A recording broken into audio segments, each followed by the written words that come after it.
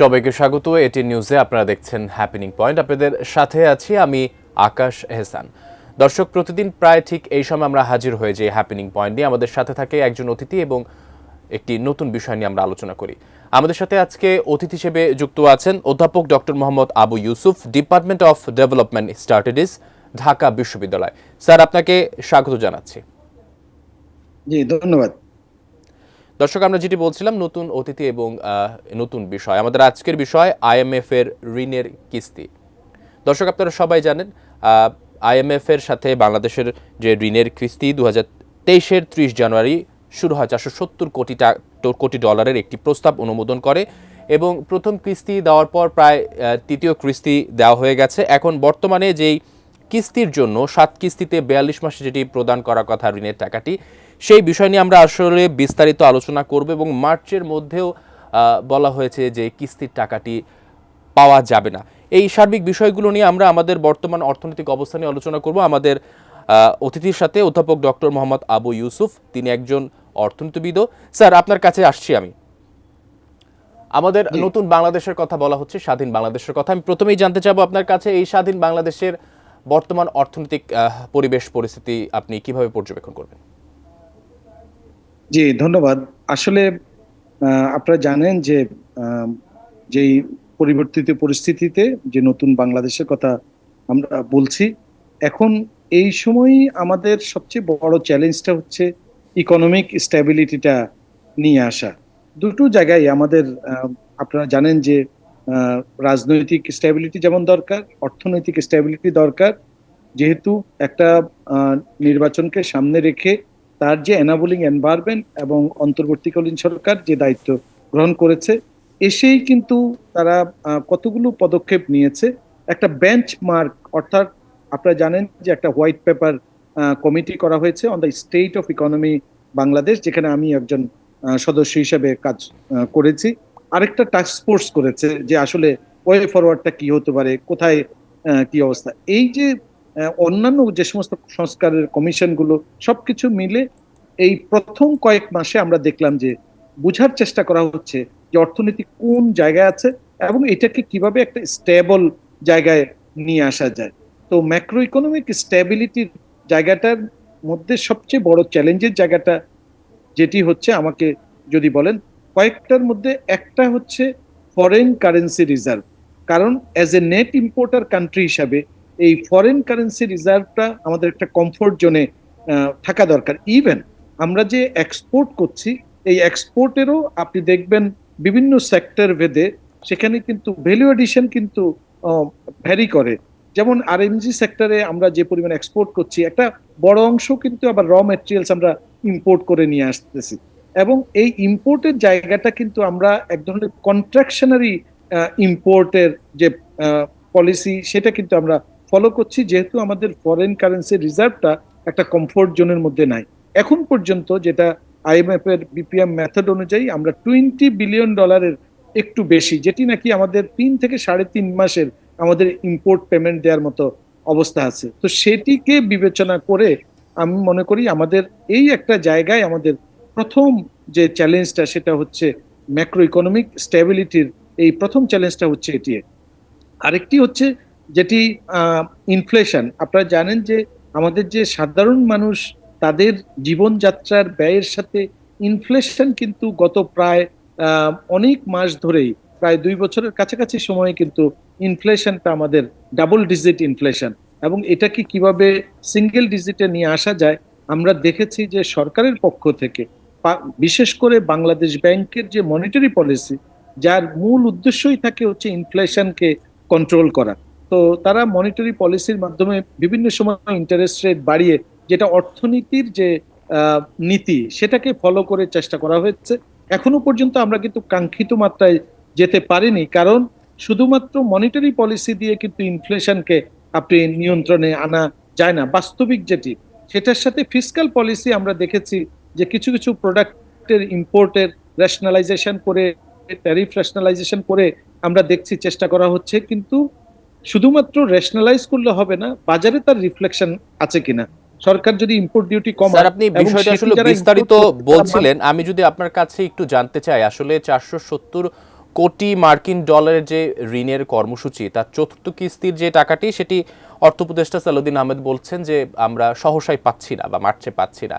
আসলে এই যে আমরা পাচ্ছি না, এর ফলে কি আমাদের বর্তমান অর্থনীতির উপর প্রভাব পড়তে পারে বা মূল্যস্ফীতির বেড়ে যেতে পারে কিনা, কি বলবেন? যেহেতু এই এই টাকাটা $4.7 বিলিয়ন, জি। তো প্রতি কিস্তিতে যেই টাকাটা আসে এটা আমাদের যে ইকোনমি, এই ইকোনমির জন্য আসলে এটি হয়তো ওরকম যে আমাদের বড় ধরনের কোনো প্রভাব ফেলবে তা না, কারণ মার্চে না হলেও এটি জুনের মধ্যে পাওয়ার একটি কথা আমরা মাননীয় অর্থ উপদেষ্টা থেকে আরম্ভ করে অন্যরা বলেছেন, হয়তো মার্চে পাওয়া যাবে না, এটা হয়তো জুনের মধ্যে পাওয়া যাবে। যেহেতু আমাদের ফরেন কারেন্সি রিজার্ভ একটা $20 বিলিয়ন মানে ক্রস করেছে, প্লাস আমাদের যে রেমিটেন্স, সেই রেমিটেন্সের যে গতি আমরা দেখছি যে একটা সন্তোষজনক পর্যায়ে কিন্তু রেমিটেন্স আসছে। যদিও এক্সপোর্ট নিয়ে আমাদের একটা চ্যালেঞ্জ আছে, বাট আচ্ছা। যেহেতু রেমিটেন্সের প্রবাহটা ভালো, সেক্ষেত্রে আমি মনে করি যে এই 2-3 মাসের যে বিষয়টা আছে, সেই বিষয়টা হয়তো ওইভাবে প্রভাব ফেলবে না। তারপরেও আমি মনে করি যে এটি যাতে টাইমলি, অর্থাৎ জুন মাসের যে কথাটা বলা হচ্ছে, জুন মাসে, কারণ সরকারের তো একটা প্রিপারেশন থাকে যে কোন সময় কোন জায়গা থেকে কি পরিমাণ পেমেন্ট পাবে। যেহেতু এটির সাথে আবার কিন্তু আপনি দেখবেন কিছু আইএমএফ এর কিছু কন্ডিশনও থাকে, যে এই শর্তগুলো থাকে, যেটা রেভিনিউ মোবিলাইজেশন থেকে আরম্ভ করে বিভিন্ন জায়গায় আমাদের, তো সেই জায়গাগুলো যদিও আইএমএফ এর শর্তের বাইরেও, আসলে আমি মনে করি যে আইএমএফ এর শর্তের বাইরেও আমাদের নিজেদের স্বার্থেই কিন্তু আমাদের রেভিনিউ মোবিলাইজ করা দরকার। আমাদের নিজেদের এই বিষয়গুলো নিয়ে আপনার সাথে আমরা আরো বিস্তারিত বড় আলোচনা করব। একটি বিরতির সময় হলো, বিরতির পর আবার ফিরে আসছি আপনার কাছে। দর্শক, হ্যাপেনিং পয়েন্ট দেখছেন, সময় হলো একটি ছোট্ট বিরতির, ফিরে আসছি একটু পর।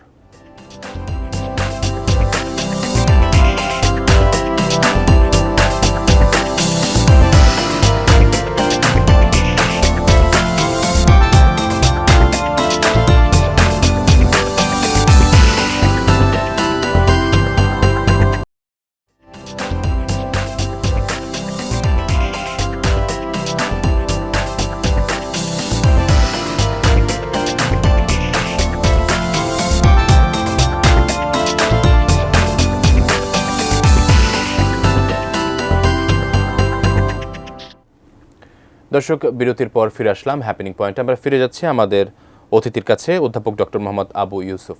স্যার, আপনার কাছে জানছিলাম যে আসলে হয়তোবা মার্চের মধ্যে না হলেও জুন নাগাদ আমরা পেয়ে যেতে পারি।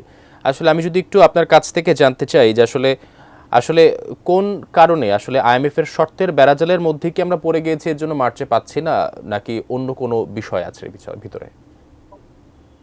না, আসলে যেহেতু মার্চের জায়গায় জুনে দিবে, কয়েক মাসের ব্যবধান, আমার কাছে হয়তো মনে হচ্ছে যে আইএমএফ এর তাদেরও হয়তো প্রসিডিউরাল কোনো একটা টাইম থাকতে পারে।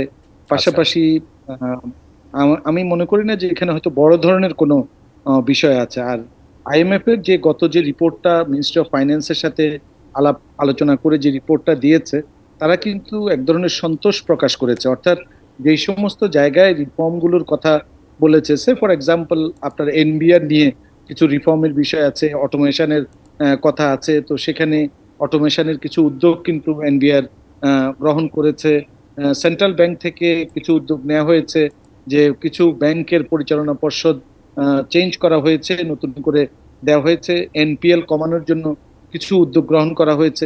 অর্থাৎ যে ফিনান্সিয়াল সেক্টরে যে ডিসিপ্লিনটা নিয়ে আসার ব্যাপারে কিছু উদ্যোগ কিন্তু নেওয়া হয়েছে। আমি আবারও বলছি, এই যে উদ্যোগগুলো, এই উদ্যোগগুলো আইএমএফ যদি নাও বলতো, আইএমএফ যদি এই লোনটা নাও দিত, তাও কিন্তু আমাদের নিজস্ব উদ্যোগেই কিন্তু এই ধরনের রিফর্মটা দরকার। পার্টিকুলারলি এখন যে আমরা পরিবর্তিত পরিস্থিতি, আমরা যে নতুন বাংলাদেশের যে সুযোগ আমাদের সামনে এসছে, কোনো কিছু যদি সংস্কার করতে হয়, কোনো কিছু আমরা যদি দেশকে এগিয়ে নেওয়ার যে সুবর্ণ একটা সুযোগ, অর্থনীতিকে এগিয়ে নেওয়ার জন্য ইনস্টিটিউশনাল যে ডেভেলপমেন্ট, ইনস্টিটিউশনগুলোকে শক্তিশালী করা, রুলস অফ দ্য গেমকে স্টাবলিশ করা, এই জায়গাগুলো কিন্তু আমাদের জন্যই কিন্তু বেটার। কারণ আপনি খেয়াল করে থাকবেন, আমাদের যখন বাজেট দেওয়া হয়, এই বাজেটে যে পরিমাণ ঘাটতি থাকে, যদিও ইন্টারন্যাশনাল প্র্যাকটিস অনুযায়ী আমরা জিডিপির 5% মধ্যেই থাকি, তারপরেও ওই যে ঘাটতিটা, ওই ঘাটতিটা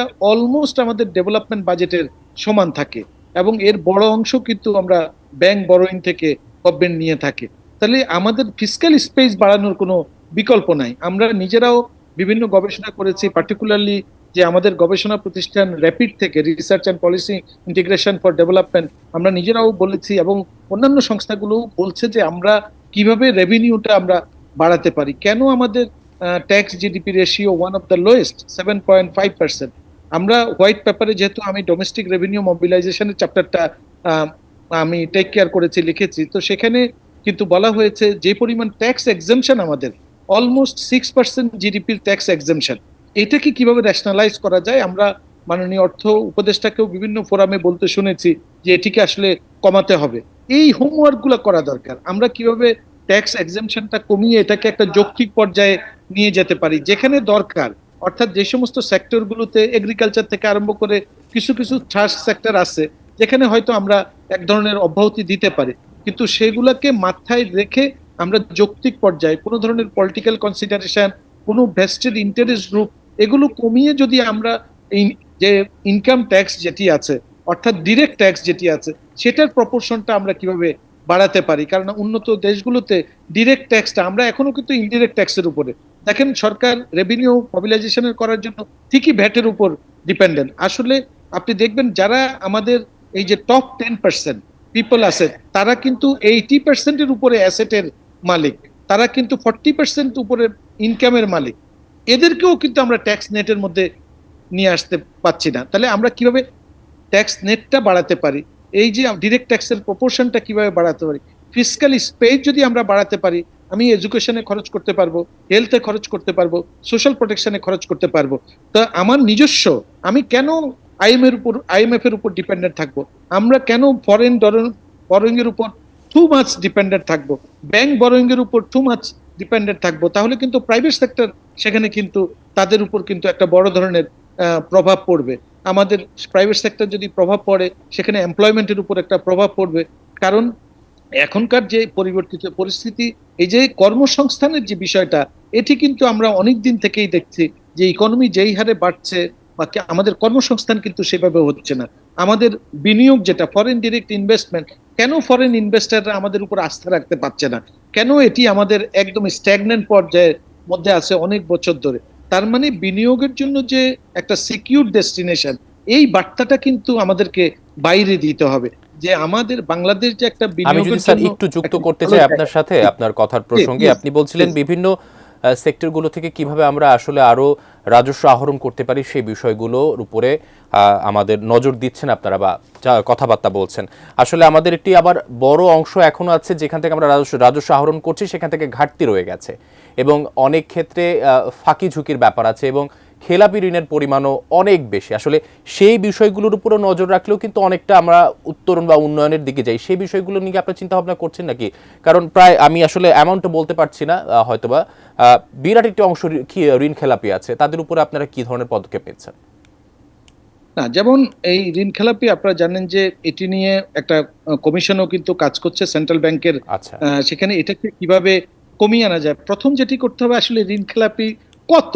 কারণ কেউ বলছে 2 লাখ কোটি টাকা, কেউ বলতেছে 3.5 লাখ কোটি টাকা, কেউ বলছে না এটা আরো বেশি হতে আরো পারে। বেশি। এই সঠিক তথ্যটা দরকার। আমরা বিভিন্ন সময় দেখছি এই যে ক্লাসিফাইড লোনের যে ডেফিনেশনটা, এই ডেফিনেশনটা বিভিন্ন সময়ে এটিকে সহযোগীকরণ করা হয়েছে।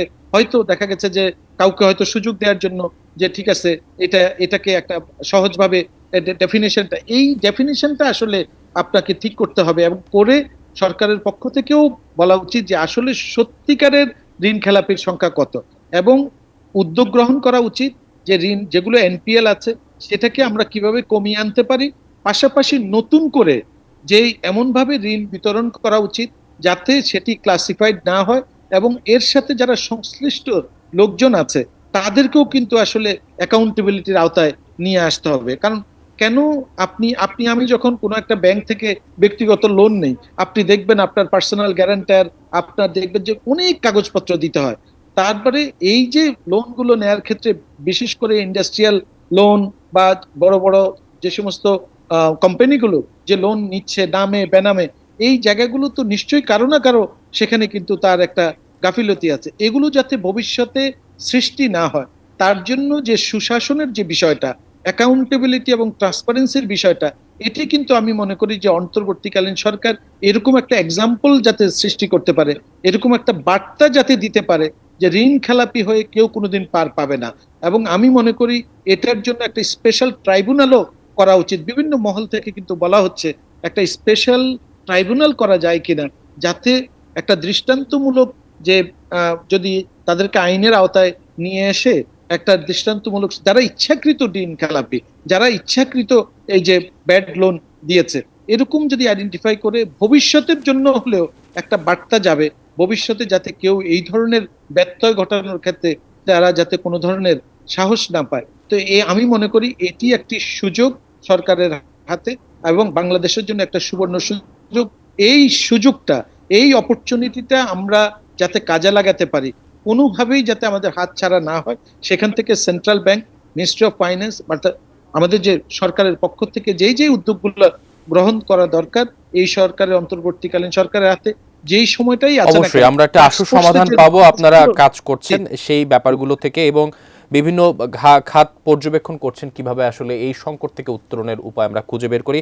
অদূর ভবিষ্যতে আমরা আসলে সেই উত্তরণের উপায় খুঁজে পাবো আশা করি। অসংখ্য ধন্যবাদ আপনার মূল্যবান কথাগুলো আমাদের সাথে জানাবার জন্য। জি, ধন্যবাদ। ধন্যবাদ আপনাকে। দর্শক, আপনারা দেখছেন হ্যাপেনিং পয়েন্ট। আমরা আজকের বিষয় ছিল আইএমএফ এর ঋণের কিস্তি। এতক্ষণ কথা বলছিলাম সেই বিষয় নিয়ে। এতক্ষণ সাথে থাকার জন্য ধন্যবাদ সবাইকে।